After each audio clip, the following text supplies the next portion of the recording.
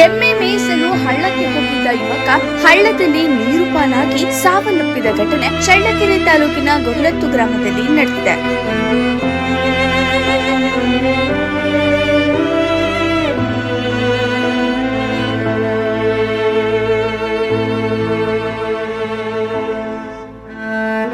ಗೊರ್ಲತ್ತು ಗ್ರಾಮದ ವೆಂಕಟೇಶ್ ಸುಮಾರು 23 ವರ್ಷ. ಪ್ರತಿನಿತ್ಯ ಎಮ್ಮೆ ಮೇಯಿಸಲು ಹಳ್ಳಕ್ಕೆ ಹೋಗುತ್ತಿದ್ದ. ಎಂದಿನಂತೆ ಎಮ್ಮೆಗೆ ನೀರು ಕುಡಿಸುವ ವೇಳೆ ಹಳ್ಳದಲ್ಲಿ ಕಾಲು ಜಾರಿ ಬಿದ್ದಿದ್ದಾನೆ. ಹಳ್ಳದ ಆಳ ಹೆಚ್ಚಾಗಿದ್ದರಿಂದ ವೆಂಕಟೇಶ್ ನೀರಿನಲ್ಲಿ ಮುಳುಗಿ ಸಾವನ್ನಪ್ಪಿದ ಮಾಹಿತಿ ತಿಳಿದು ಬಂದಿದೆ.